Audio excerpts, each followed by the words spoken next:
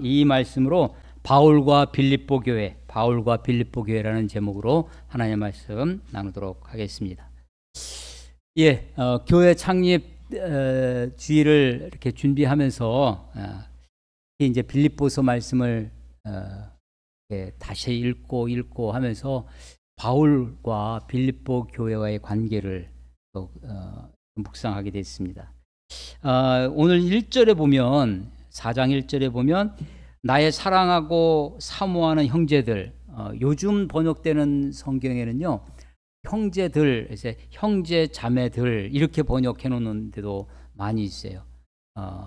형제 여러분 할 때 형제 자매 여러분, 여기서 형제라는 게 꼭 남자들만 얘기하는 것이 아니라 성도들을 대표하는 그런 말이라는 거죠. 나의 기쁘며 면류관인 사랑하는 자들아, 이렇게 합니다.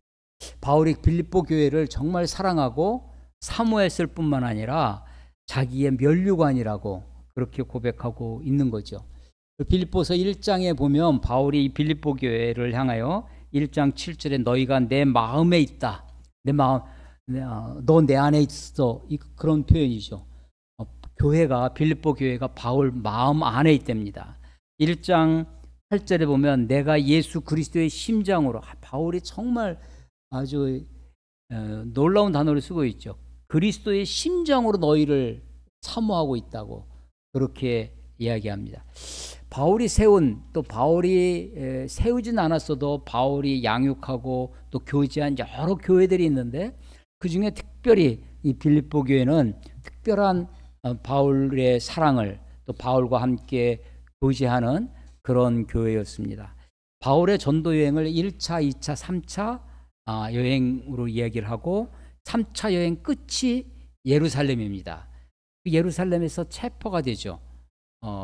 그래서 거기에서 가이사라 감옥으로 들어가는데 거기서 2년간 있습니다. 2년간 재판을 지연했다고 그랬죠. 고의적으로 지연했습니다. 그 고의적으로 지연한 이유는 재판을 주도하는 총독이 바울로부터 무슨 뇌물을 좀 받을 수 있을까 기대해서 자꾸만 재판을 시간을 끌었었는데, 그러는 사이에 바울이 자기가 로마 시민권자인 것을 주장하고 로마 시민권의 특권으로 재판을 로마에 가서 황제에게 재판을 받을 수 있게 해달라고 그렇게 요청을 합니다. 그것이 받아들여져서 로마로 압송이 돼요. 그래서 가이사라 감옥에서 2년, 로마 감옥에서 2년, 약 4년간을 감옥에 있게 됩니다. 이 로마 감옥에 있을 때 옥중 서신을 4권을 쓰게 되는데 그 중에 한 권이 바로 빌립보서입니다. 에베소서, 골로새서, 빌립보서, 그리고 빌레몬서, 4권입니다. 제가 83년, 84년 2년 동안 아르투스 훈련을 받고 85년 3월 2일 날 호위로 임관을 해서 장교 교육을 받고 전방에 갔습니다. 최전방, 철책이 있는 휘전선에 갔는데 GOP 부대였어요.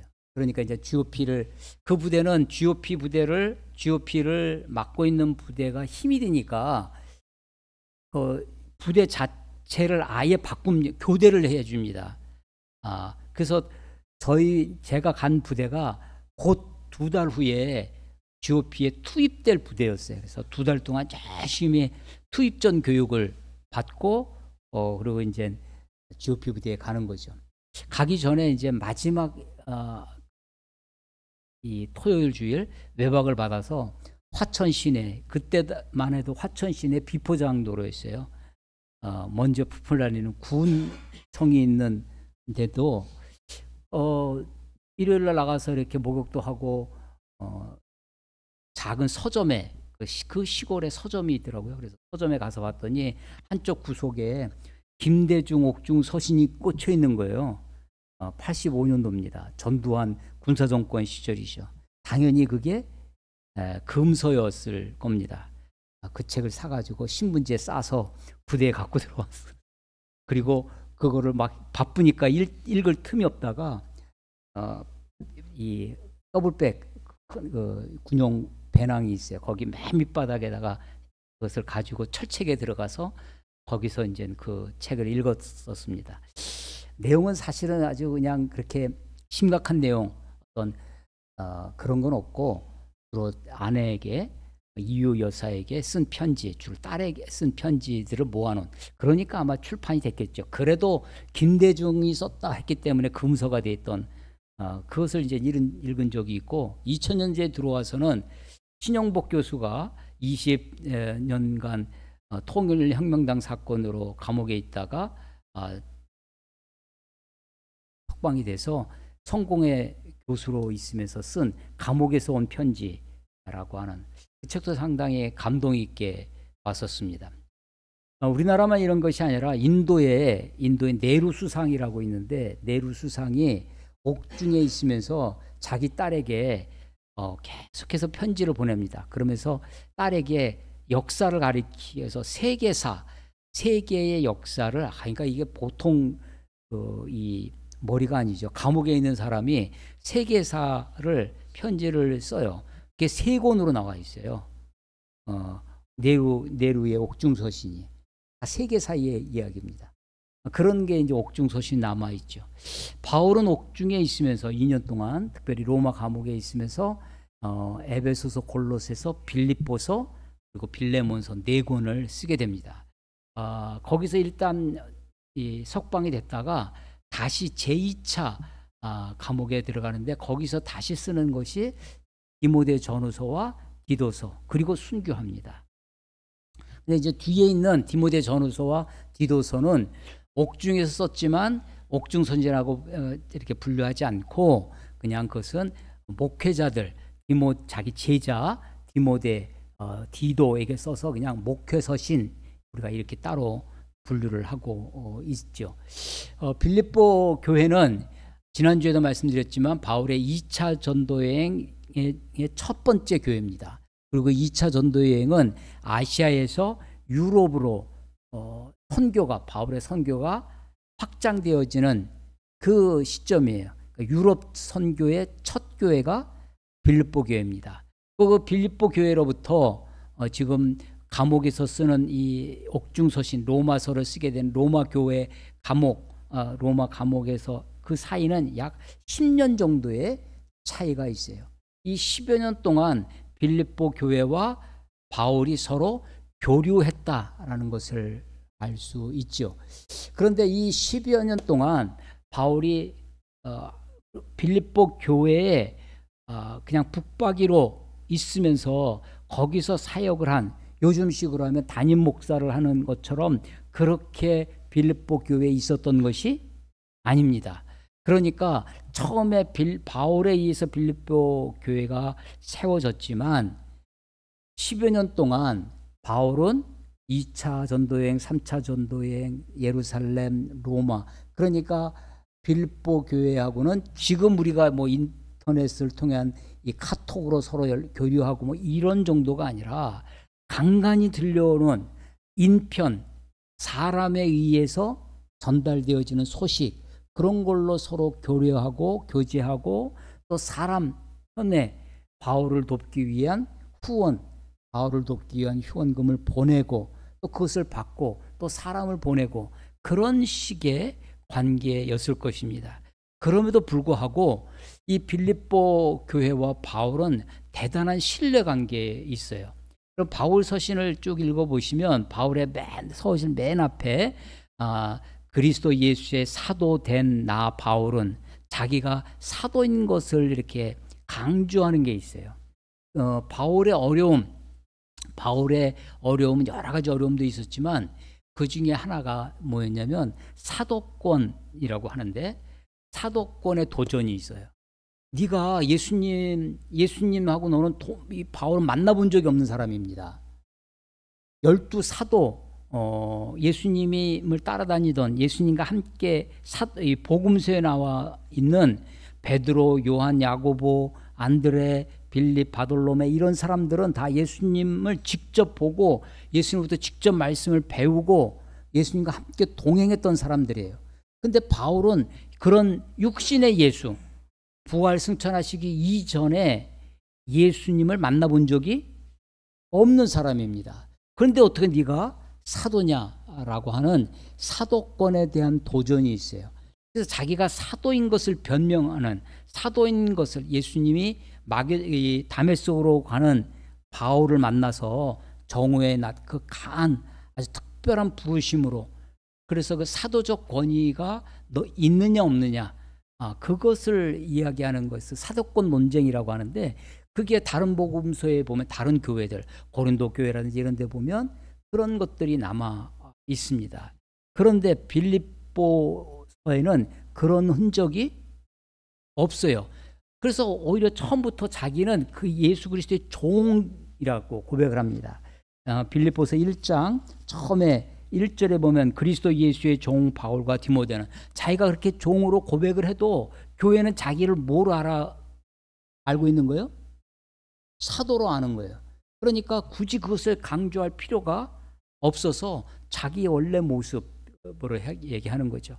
그러면서 내가 너희들을 얼마나 사랑하는지, 그리스도의 심장으로 너희가 내 안에 있다고, 오늘 4장 1절에 있는 것처럼 사랑하고 사모하는 형제들, 나의 기쁨이여 면류가 아닌 사랑하는 자들아, 이렇게 이야기하는 교회입니다. 이 빌립보 교회가 어떻게 이렇게 바울과 특별한 관계, 특별한 애정의 그런 사랑의 관계가 됐나 하는 것입니다. 정이 많이 붙어서 미운 정 고운 정이 들어서 그래서 생겨난 관계는 아닙니다. 이 빌립보 교회는 1장 5절에 보면 너희가 첫날부터 이제까지, 그러니까 처음에 빌립보 교회가 세워질 때부터 지금 감옥에 와 있는 10여 년이 지난 지금까지, 이제까지 복음을 위한 일에 참여하고 있기 때문입니다. 복음을 위한 일에 참여하고 있습니다. 이게 지금 우리가 가지고 있는 이 성경책을 개역 개정판이라고 우리가 얘기를 하는데, 우리가 한 20여 년 전에 이걸 아주 이게 고체가 많아서 읽기 좀 불편하다 해서 개역 성경, 개역이라는 말도 고쳤다는 말이거든요. 고친 성경을 또 고쳤어요. 그래서 개역 개정판이라고 하는 겁니다. 옛날 원래 번역했던 성경이 있는데 그게 너무 우리 시대에 잘 맞지 않는 어려운 고어가 많아서 그것을 개역했습니다.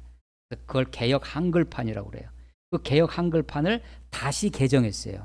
그래서 개역 개정판, 우리가 가지고 있는 게 지금 개역 개정판인데, 개역 한글판 바로 전에 것은 이 참여했다, 복음을 위한 일에 참여했다라고 하는 참여라고 하는 단어를 교제, 첫날부터 이제까지 복음을 위한 일에 교제하기 때문이다, 교제라는 단어로 번역을 해놨어요.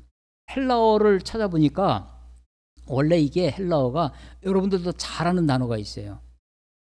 헬라어 교제한다 했을 때 우리 코이노니아라는 단어입니다.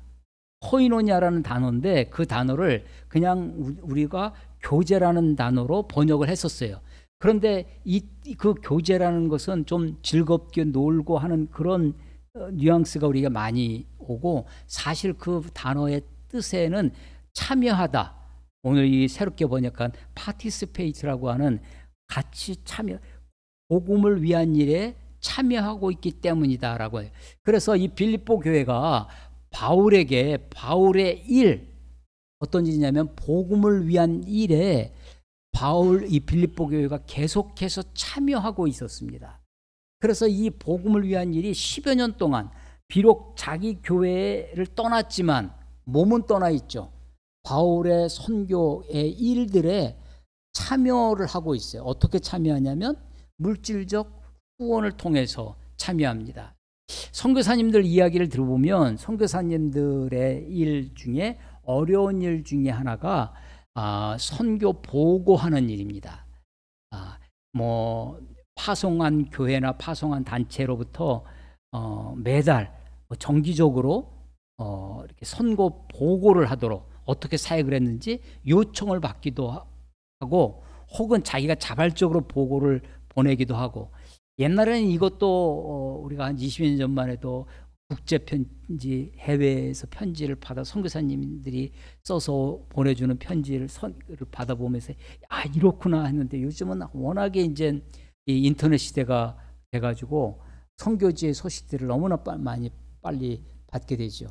옛날에는 그렇게 어려울 그 소식을 전달하기가 어려울 때는 이 선교 보고의 여러 가지 부작용 또 많이 있었던 것을 우리가 알게 됩니다.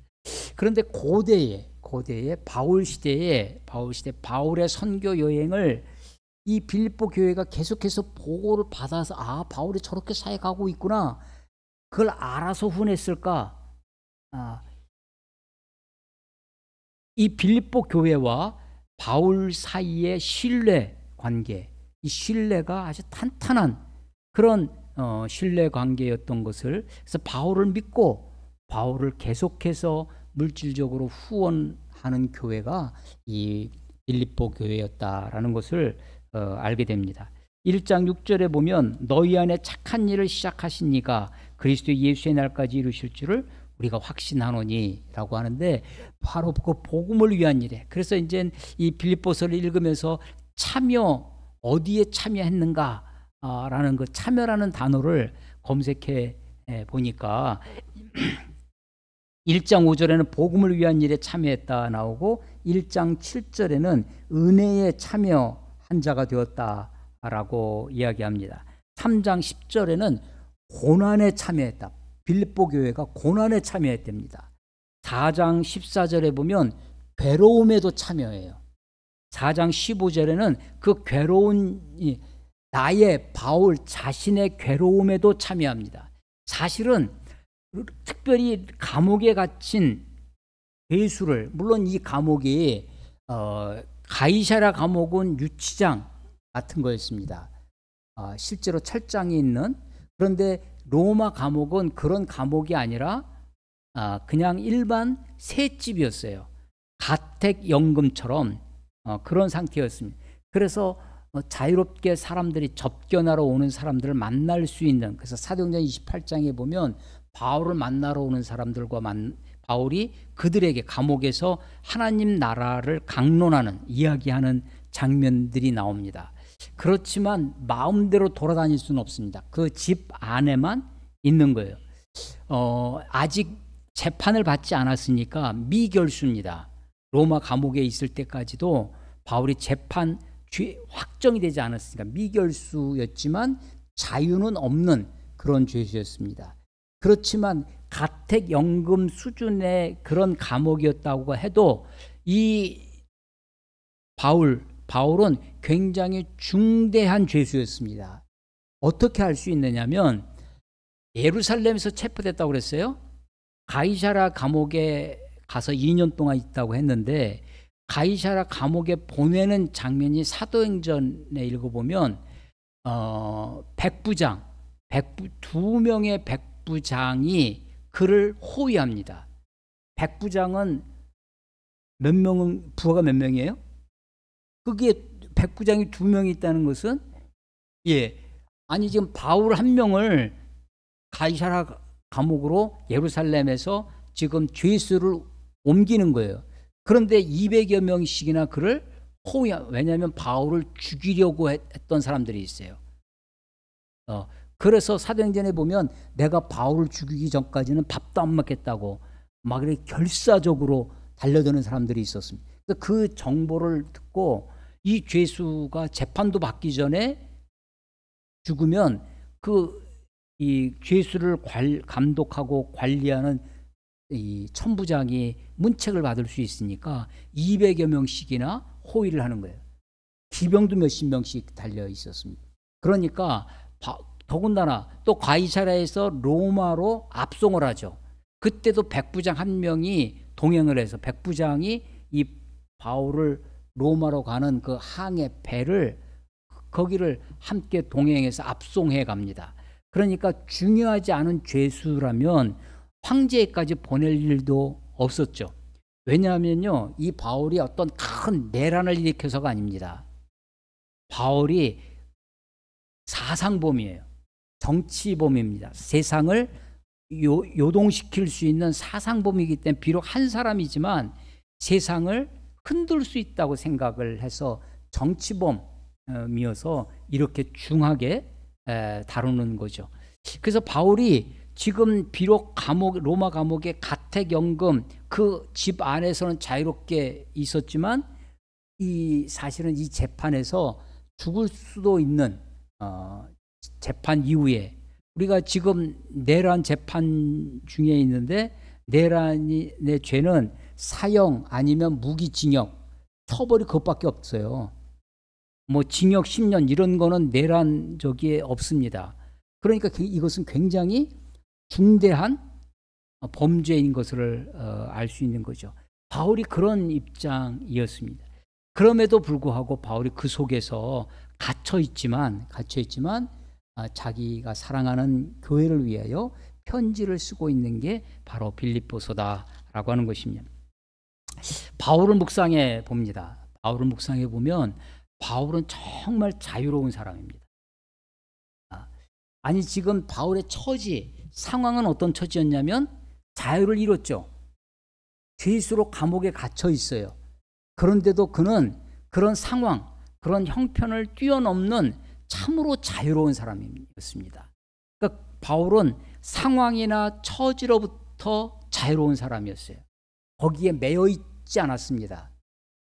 바울은 또 어디에 자유로운 사람이었냐면 바울은 자기 생각, 생명과 죽음으로부터 자유로운 사람이었어요. 우리 1장 18절에 보면 이런 말씀이 있습니다. 그러면 무엇이냐? 거칠애로 하나 참으로 하나 무슨 방도로 하든지 전파되는 것은 그리스도니 이로써 나는 기뻐하고 기뻐하리라 라고 하면서 20절 보면 나의 간절한 기대와 소망을 따라 아무 일에든지 부끄러워하지 아니하고 지금도 전과 같이 온전히 담대하여 살든지 죽든지 내 몸에서 그리스도가 존귀케 되게 하리 하나니. 살든지 죽든지. 사실은 정말 그는 이 재판이 로마에서의 재판이 잘못되면 죽을 수도 있는 중죄라는 것을 알 수 있죠. 물론 바울이 빌립보서에 보면 내가 이 감옥에서 풀려날 것을 석방될 것을 그렇게 생각하고 있어요. 내가 너희에게도 다시 돌아갈 날이 있을 것이다라고 그렇게 믿고 있습니다. 그럼에도 불구하고 삶과 죽음 그 사이에 끼어 있습니다. 1장 23절에 보면 내가 그 둘 사이에 끼었으니 둘 사이에 끼었다. 이 둘이 뭐냐면 삶과 죽음 사이예요. 그러면서 하는 얘기가 차라리 세상을 떠나 그러니까 차라리 죽어서 그리스도와 함께 있는 것이 훨씬 더 내가 죽는 게 훨씬 더 낫겠다는 거예요. 세상을 떠나서 그리스도와 함께 있는 것이 훨씬 더 좋은 일이라 그렇게 하고 싶으나 그렇지만 내가 육신으로 있는 것이 내가 살아있는 것이 너희를 위하여 더 유익하리라. 내가 살 것과 내가 다시 살아날 것과 너희 믿음의 진보와 기쁨을 위하여 너희 무리와 함께 거할 이것 너희 무리와 함께 그러니까 빌립보 교회에 다시 돌아갈 수 있을 이것을 확실히 아노니 삶과 죽음 사이에 끼어 있어요. 그러면서 하는 이야기가 내가 살든지 죽든지 내 몸 안에서 그리스도가 존귀케 되기를 원한다라고 고백하는 거예요. 그래서 바울은 환경과 자기 상황으로부터 자유예요. 두 번째는 자기 생과 생명, 삶을 연연하지 않습니다. 죽음을 연연하지 않아요. 그 생사 여탈에 대해서도 자유로운 사람이었습니다. 또한 바울은 어디에 자유롭냐면 혈통이나 전통, 문화, 어떤 사상, 요즘식 표현으로 하면 이데올로기, 이념 이런 것으로부터도 자유로운 사람이었습니다. 어떤 생각에 묶여 있는 사람이 아니에요. 어떤 사상에 묶여 있는 사람이 아니고 전통에 묶여 있는 사람이 아니었습니다. 3장에 보면 바울이 3장 4절에 그러나 나는 육체를 신뢰할 만하며 만일 누구든지 다른 이가 육체를 신뢰할 만한 것이 있는 줄 생각하면 나는 더욱 그러하리니 나는 8일 만에 할례를 받고 이스라엘 족속이여 베냐민 지파여 히브리인 중에 히브리인이요 율법으로는 바리새인이요 열심으로는 교회를 박해하고 율법으로는 흠이 없는 자로다. 이 말이 뭐냐면 바울이 스펙이 대단하다는 겁니다. 자기는 히브리인 중에 히브리인으로 이스라엘 중에 이스라엘인으로 태어났다는 겁니다. 그래서 자기 부모도 이 전통을 아주 소중히 생각하는 사람이어서 낳은 지 8일 만에 할례를 받는 전통 유대인 중에 유대인, 그리고 또 그 이후에 자기의 삶도 그런 좋은 집에서 태어났어도 엉망으로 살 수 있잖아요. 근데 자기는 바리새인 중에 바리새인이었습니다. 그 열심이 얼마나 적었냐면 열심으로는 교회를 박해하던 사람이었습니다. 유대인의 입장에서 보면 교회가, 기독교, 예수를 따르는 새로운 무리들, 이 기독교인들이 이단으로 보이는 거죠. 그래서 교회를 박해하는데도 열심으로 했던 사람입니다. 그러니까 그는 그런 문화적인 조건, 그런 어떤 전통, 이런 것에 충분히 매여 있고 그것을 주장하며 살기에 넉넉한 사람이었어요. 그런데 이 모든 것을 다 어떻게 하는 사람이었냐면 다 해로 여기고 배설물로 여기는 사람이다 라고 하는 것입니다. 그러니까 바울은요, 자기가 가지고 있는 문화적인 전통 혹은 사상, 어떤 이념, 이런 것으로부터도 자유로운 사람입니다. 바울은 정말 자유로운 사람이었는데 또 하나가 있어요. 바울은 어디로부터 자유로운 사람이었냐면 물질적 삶, 물질적인 소유로부터도 자유로운 사람입니다.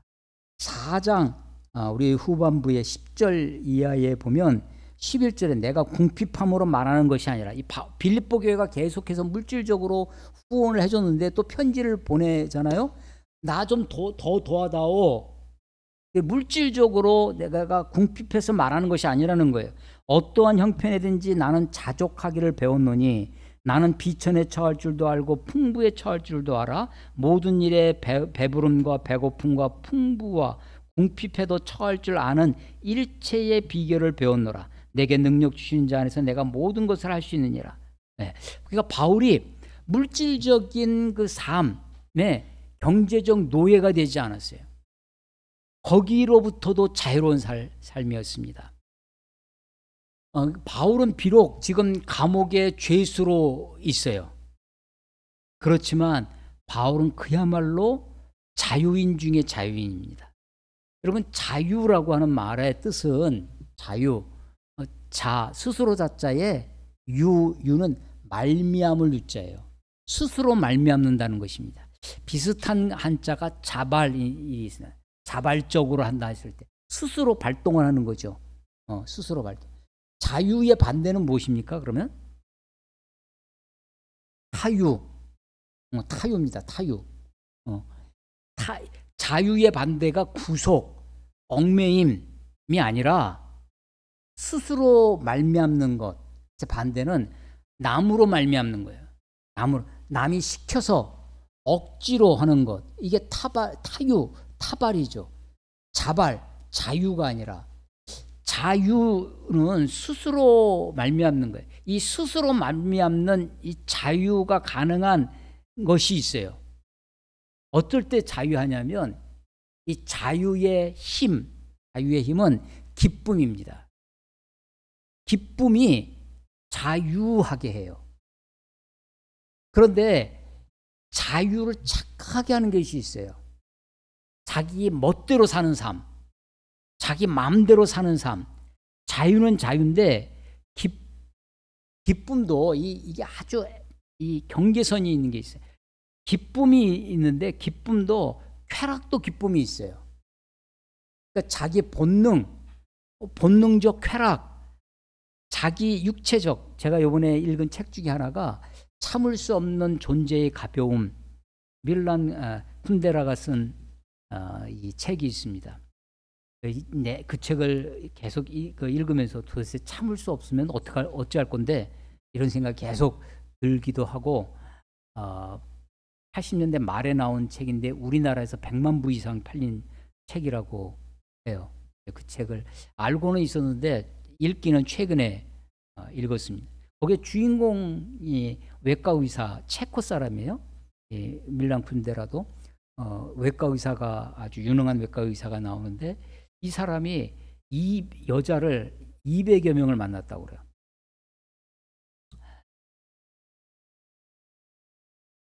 이게 자유한 것 같은데 자유가 기쁨에서, 우리 지난주에 제가 그 윤동주의 시를 말씀드리면서 무슨 기쁨을 바라 살았는가, 만 24년 1개월에 윤동주가 자기 자신의 삶을 돌이켜보면서 참여하면서 던지는 그 참여록의 시의 핵심이 그거거든요. 나는 무슨 기쁨을 바라 살았는가. 그런데 이 자유라고 착각하는 게 있습니다. 자유라고 하는, 자기 안에 스스로 말미암는 것 중에 육체적 쾌락, 본능, 자기 안에 있죠. 자기로 말미암는 것 같지만 그것은 진정한 의미에서 자유가 아닙니다. 기쁨, 이 기쁨이, 그래서 이 참된 자유는 기쁨에서 오고, 그래서 그 기쁨은 어떤 기쁨이냐면, 자유의 반대가 뭐라고 그랬어요? 타유가 있는데 또 하나가 있습니다. 그게 뭐냐면 주유가 있습니다. 주유가 아니라 주님으로 말미암아, 말미암을 유자를 써서 제가 붙이는 단어예요. 자유, 타유, 주유가 있다. 주님으로 말미암아 주시는 기쁨이 있어요.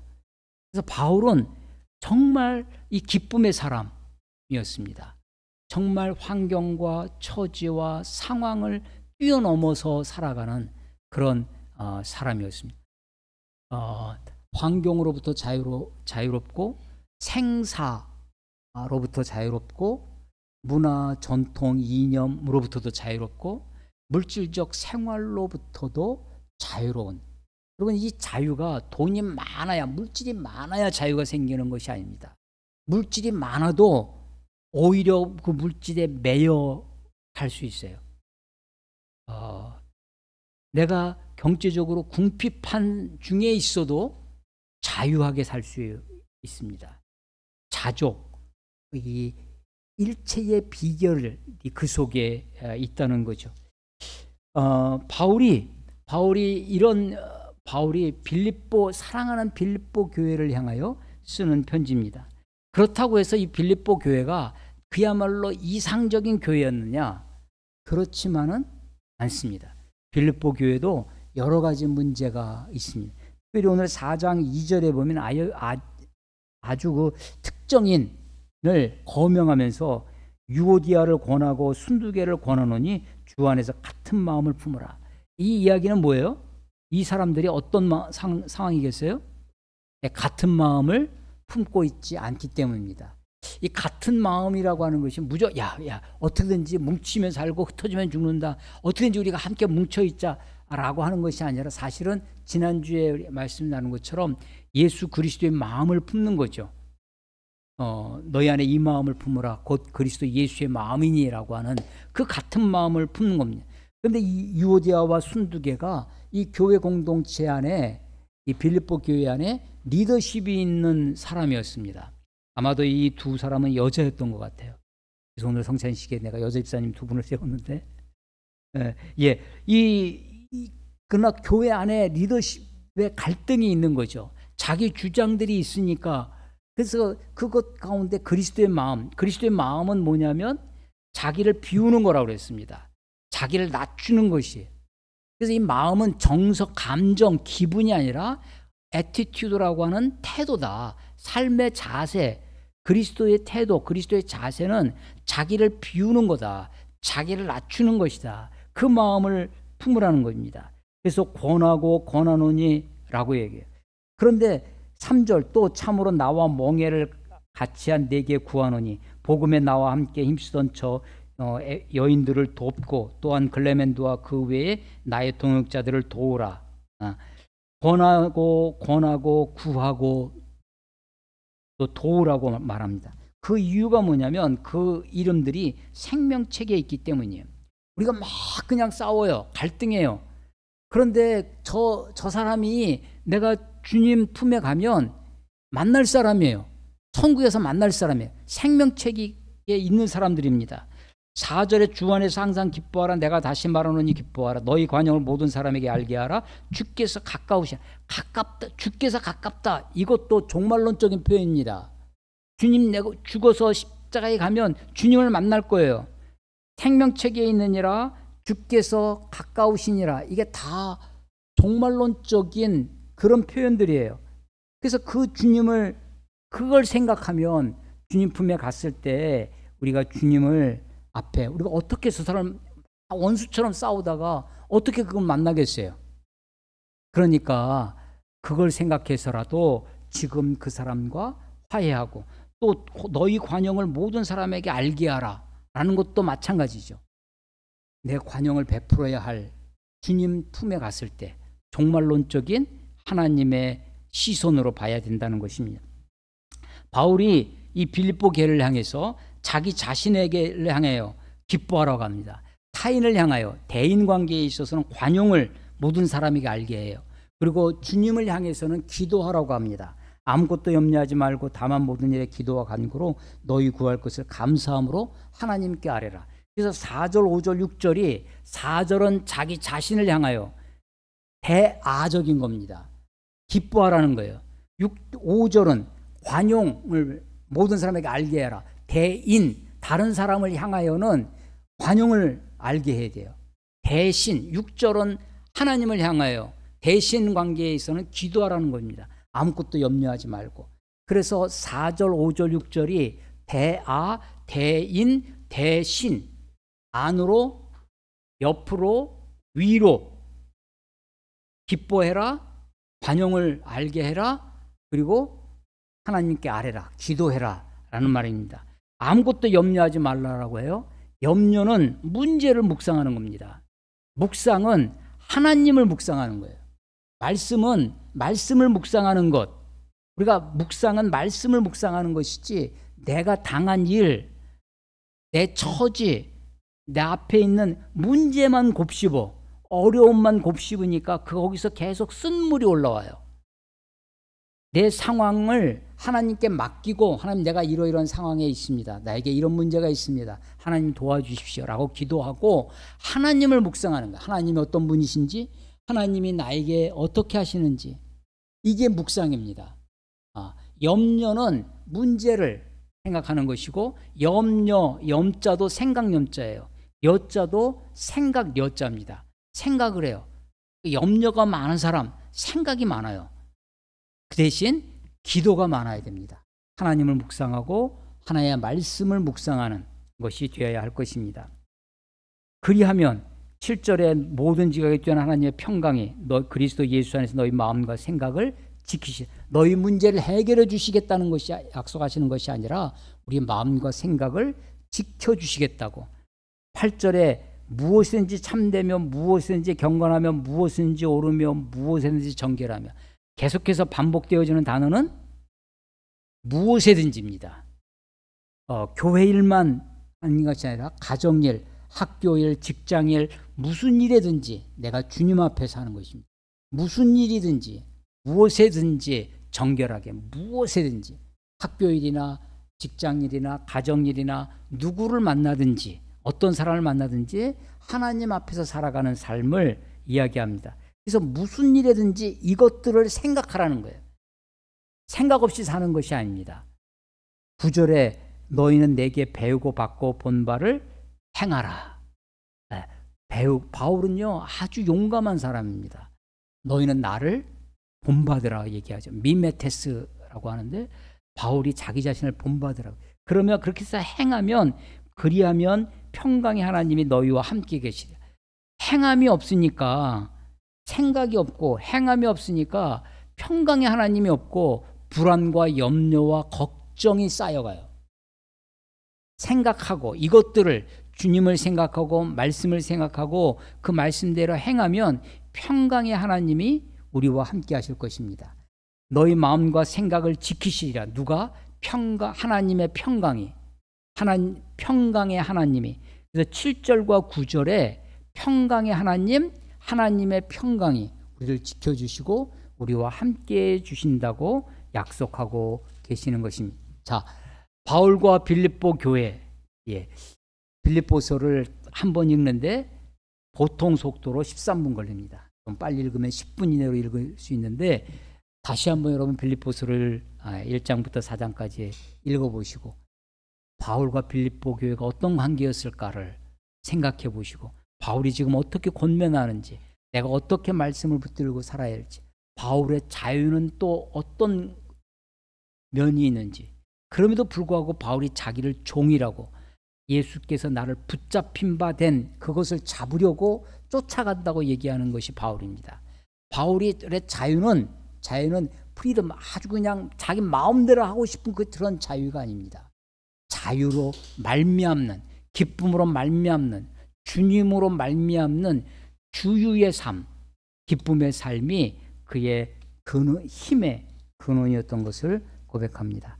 바울, 우리 창립 기념주의를 맞이해서 다시 한번 교회와 저는 목회자로서, 아니 목사로서 이 교회와 제가 어떻게 세워져 가야 할지를 기도하게 됩니다.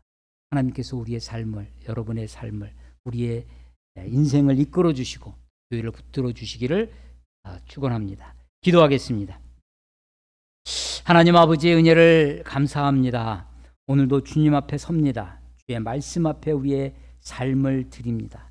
하나님, 바울이 빌립보 교회를 향하여 나의 사랑하는, 사모하는, 나의 자랑이고 면류관이라고 고백하는 것처럼 사랑하는 성도들을 나의 사랑으로 고백하며 자랑이요 면류관으로 고백할 수 있도록, 또 우리가 그런 사랑의 관계가 될 수 있도록 교회를 교회되게 하시고 말씀이 말씀되게 하시며 일체의 비결을 배우는 우리의 삶이 되도록 평강의 하나님이 우리와 함께 하시기를 간절히 소망합니다.